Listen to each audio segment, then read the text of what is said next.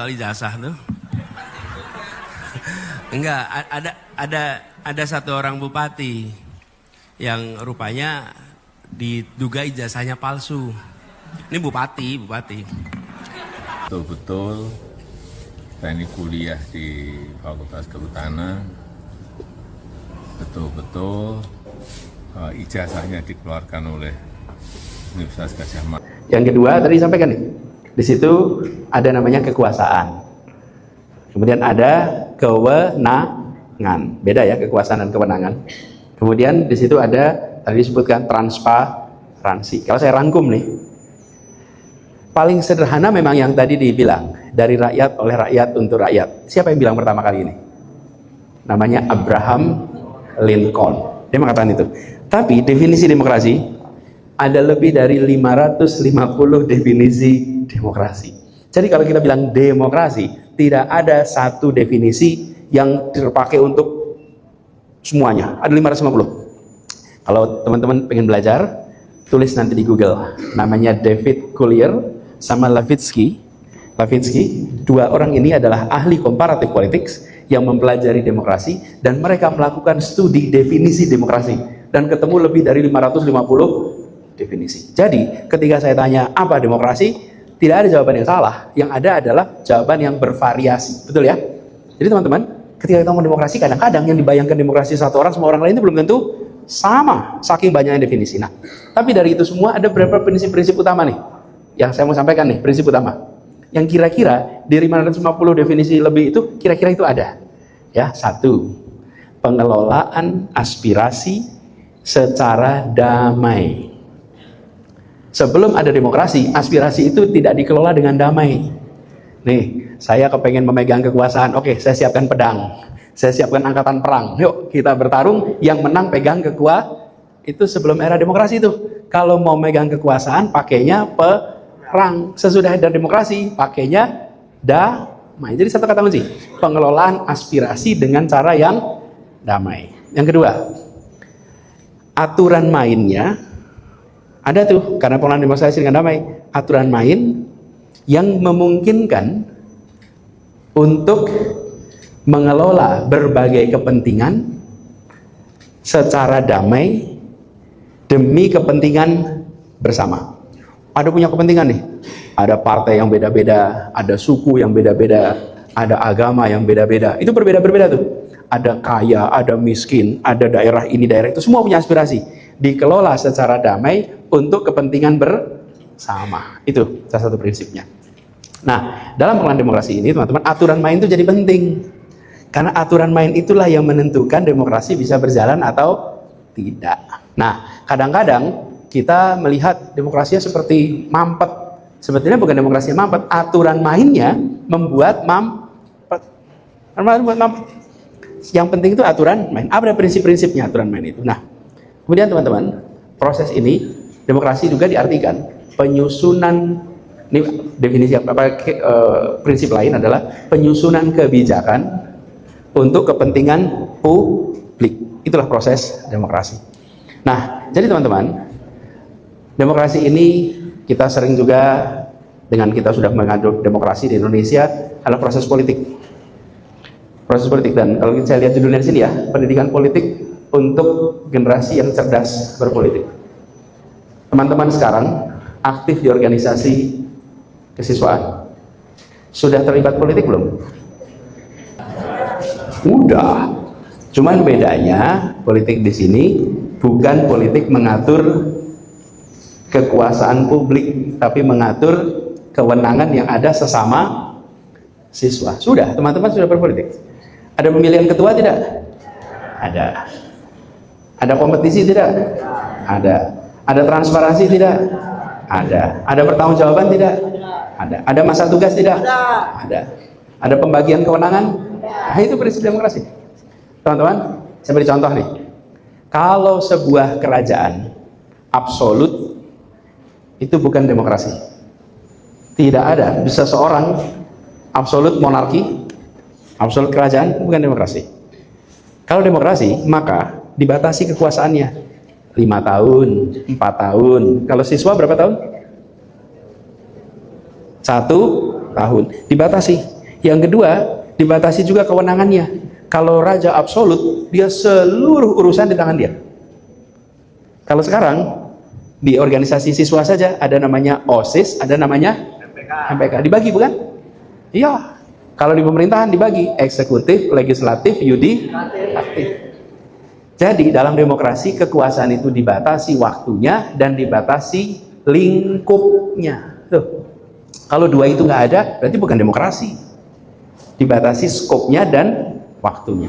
Jadi teman-teman, kita alhamdulillah Indonesia sudah 25 tahun lebih punya demokrasi. Berjalan demokrasi. Nah, tanggung jawab kita adalah membuat proses politik itu berjalan lebih baik, lebih berkualitas.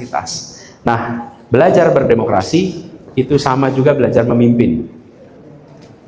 Teman-teman semua yang ada di sini, Anda semua insya Allah bakal jadi pemimpin kelak di kemudian hari. Pertanyaan buat kita-kita semua di sini, teman-teman, untuk menumbuhkan kepemimpinan. Karena proses yang ada sekarang, MPK, OSIS, ada yang OSIS nggak di sini? Ada juga OSIS. OSIS, MPK, OSIS, itu semuanya adalah penumbuhan kepemimpinan yang nanti menjadi stok untuk demokrasi. Perlu tidak anak muda peduli demokrasi? Perlu. Kenapa perlu peduli? Ada yang mau jawab? Ya, atas kesempatannya Pak Anies dari MPK dan menurut saya kenapa anak muda harus berdemokrasi, karena ya, kita kan yang akan meneruskan kita kan yang akan meneruskan negara. Jadi dan demokrasi ini bukan hal yang bisa kita tiba-tiba tahu. Jadi dan demokrasi dari awal itu sampai kita membangun experience dan juga supaya kita bisa mendapatkan skill yang diperlukan nanti menjadi pemimpin yang bisa inklusif, efektif, dan juga untuk rakyat pada rakyat. Namanya siapa? Rehan. Tepuk tangan buat Rehan. Ini bagus. Yang disampaikan Rehan itu benar.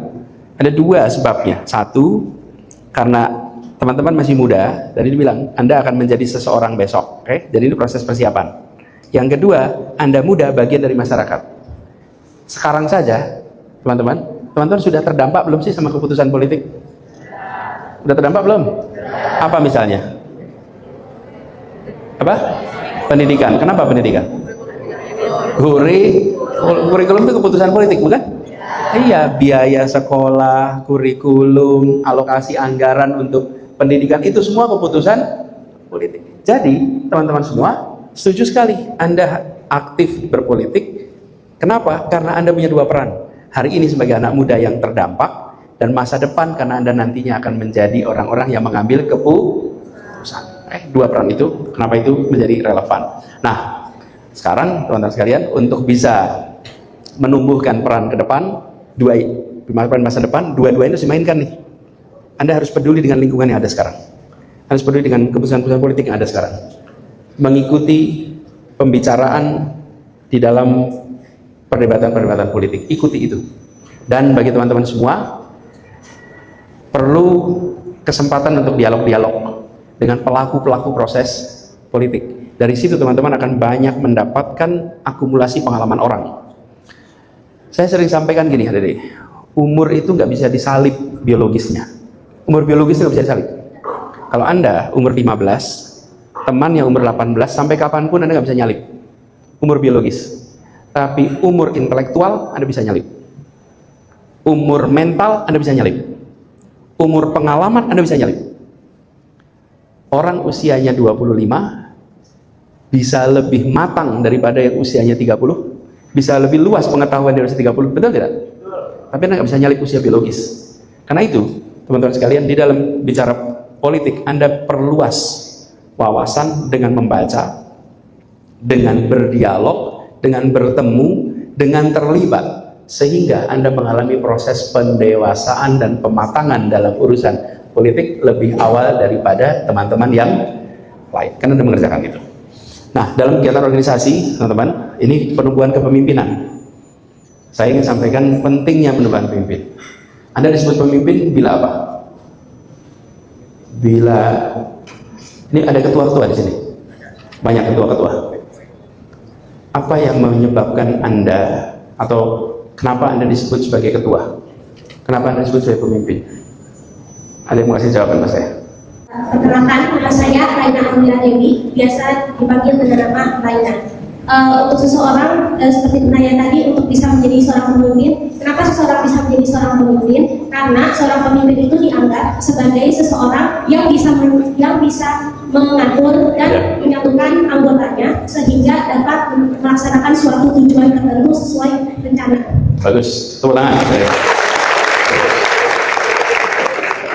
Seseorang yang bisa mengatur dan menyatukan anggotanya. Good. Ada lagi? Yuk, boleh. Terima kasih Bapak Anies. Perkenalkan, saya Citalita dari SMA Manipok. Tujuan saya jika terpilih menjadi pemimpin itu, kita tuh bisa memotivasi, mengayomi anggota kita untuk mencapai tujuan bersama yang akhirnya menjadi capaian bersama kita. Oke, bagus. Terima kasih. Bisa mengayomi, menggerakkan, mencapai tujuan bersama. Yuk, Anda. Let's go Jakarta. Pertama saya hadir dari Jakarta, menurut saya seorang pemimpin itu adalah dia yang bisa mengayomi, dia yang bisa mengajak, dia yang bisa menyatukan kelompoknya untuk bersama-sama mencapai tujuan dan juga menghasilkan generasi yang akan nantinya bisa meneruskan pemimpin tersebut. Terima kasih. Good, tepuk tangan. Perkenalkan, nama saya Nenis. Menurut saya untuk menjadi sebuah ketua yang baik itu adalah sebuah orang yang bisa menjadi teladan, bisa menjadi contoh yang baik untuk anggotanya sehingga termotivasi untuk melaksanakan tugasnya lebih baik lagi dan bisa membuat mereka lebih kompak dan mempersatukan satu sama lain sehingga mereka bisa efektif untuk melaksanakan tugasnya.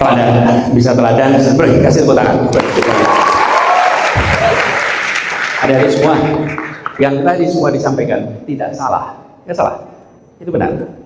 Tapi itu adalah kriteria pemimpin yang baik. Oke? Pertanyaannya adalah kriteria pemimpin. Pemimpin itu syaratnya apa sih? Punya pengikut. As simple as that. You have no follower, you're no leader. You have no follower, you are no leader. If nobody follows you, you are not a leader. As simple as that. Simple. Teman-teman, kalau dalam Islam ada namanya sholat. Imam, seseorang disebut imam bila apa? Bila apa? Itu dia disebut imam bila ada makmum nih. Saya kasih contoh. Saya sholat di tempat imam, mihrab tuh di masjid tuh ada kotak imam kan? Saya sholat di situ sendirian. Boleh nggak saya sebut imam?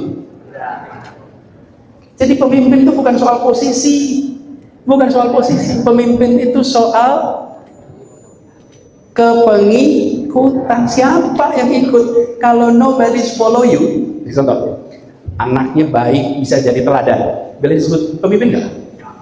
Ya dia teladan. Dia bisa mengayomi. Boleh nggak disebut pemimpin? Enggak. Dia mempersatukan. Bisa nggak disebut pemimpin? Belum tentu. Disebut pemimpin kalau orang mengikuti secara suka. Diikuti apanya? Kata-katanya. Diikuti perbuatan secara suka. Nih, teman-teman semua di sini memilih seseorang menjadi pemimpin pasti punya pandangan, bukan? Tetapi syaratnya untuk dia disebut sebagai pemimpin, dia memiliki pengikut. Saya tanya nih, kalau ketua preman di terminal, pemimpin apa bukan? Boleh jadi teladan apa enggak? Tapi pemimpin kan? Iya.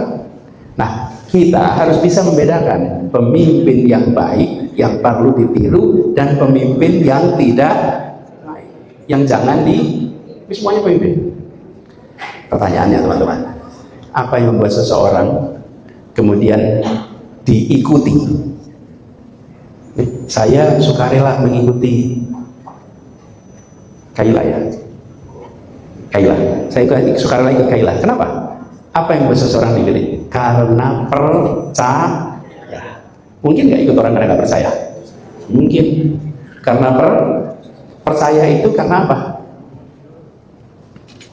Karena kompeten, punya kemampuan. Yang kedua, punya integritas. Yang ketiga, punya kedekatan. Oke, jadi yang membuat orang dipercaya itu tiga. Ini boleh ditulis rumus ini. Namanya trust sama dengan kompetensi tambah integrity tambah intimacy. Itu membentuk namanya kepercayaan. Yang mengurangi kepercayaan apa? Namanya self interest. Orang kepercayaannya jadi berkurang kalau ada self. Nih, orang baik bekerja, tapi dalam semua urusan dia memprioritaskan anaknya terus, memprioritaskan keluarganya terus. Itu namanya self. Berkurang nggak kepercayaan orang? Kurang. Walaupun dia kompeten, walaupun dia punya integritas, walaupun punya kedekatan, tapi self interestnya tinggi, maka dia akan mengurangi kepercayaan. Jadi kalau bikin rumus, T sama dengan K tambah I integritas tambah I intimasi kurangi SI, namanya self. Ini teman-teman. Nah, buat teman-teman ini, teman-teman yang sekarang sedang menjadi pemimpin-pemimpin muda, Anda ingat-ingat bahwa menghargai follower itu sangat penting, karena yang membuat Anda menjadi pemimpin adalah follower. Kadang-kadang kita ini kalau belajar leadership, yang dibayangkan adalah pemimpinnya, lupa bahwa pemimpin itu sesungguhnya terbentuk karena pengikut. Di ruangan ini pemimpin-pemimpin mahasiswa, pemimpin pelajar, jangan lupa yang menentukan Anda jadi pemimpin adalah seluruh siswa yang ada di sekolah. Jadi teman-teman, inilah apa bekal ketika nanti teman-teman masuk ke demokrasi. Ingat, seseorang menjadi pemimpin karena pengikut. Jadi kalau sudah dipilih menjadi ketua, pikirkan nasib pengikutnya. Siapa itu? Rakyat. Itulah proses demokrasi. Dan kenapa seseorang dipilih? Karena dipercaya. Prinsip-prinsip dasar ini teman-teman yang perlu kita pegang dalam perjalanan ke depan. Dan dalam proses politik dan proses demokrasi, teman-teman akan ketemu dengan berbagai macam karakter orang yang itu semua dijadikan sebagai pembelajaran. Akan ketemu dengan segala macam karakter orang. Oh, itu indah sekali pengalamannya. Karena teman-teman aktif di situ akan ketemu dengan segala macam karakter yang itu akan membuat teman-teman kaya pengalamannya. Indonesia sudah punya demokrasi, dan demokrasi kita masih punya banyak tantangan karena aturan-aturan main dalam demokrasi yang menentukan kualitas demo. Ingat nggak tahun lalu pernah ada rencana mengubah umur? Kalau umur capres sudah diganti. Tapi ada rencana mengubah umur untuk pilkada. Yang salah bukan soal demokrasinya, tapi aturan. Ingat-ingat nih, karena itu aturannya harus aturan yang baik, aturan yang adil, aturan yang memberikan kesempatan yang sama. Itu prinsipnya.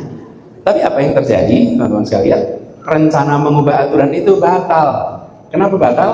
Karena ada kekuatan yang menentang sehingga itu tidak menjadi keputusan. Itulah indahnya demokrasi. Ada yang punya niat melakukan ABCDFG, tetapi ada juga kemampuan untuk melakukan counter. Lalu akhirnya menjadi keputusan. Ingat tadi saya sampaikan, cara mengelola berbagai aspirasi secara damai, bukan? Dan akhirnya tidak jadi diubah. Itu proses demokrasi, dan kita akan merasakan itu terus-menerus dalam berbagai macam urusan. Halo teman-teman, berjumpa bersama saya di Politik Dangi. Luar biasa sekali ya bagaimana Anies Baswedan pidato, teman-teman. Sangat luar biasa sekali ya. Isi daging bagaimana Anies Baswedan itu seorang tokoh yang memikirkan bangsa, seorang pengkritikus ya. Saat ini beliau selalu memberikan masukan, solusi bagi para penguasa, teman-teman. Anies Baswedan adalah capres kemarin walaupun kalah, namun Pak Anies selalu mengajarkan arti optimisme, selalu percaya bahwa hari depan akan jauh lebih baik dari kemarin. Dan kita yakin bahwa Pak Anies Baswedan akan menjadi pemimpin di kemudian hari. Bagaimana menurut kalian?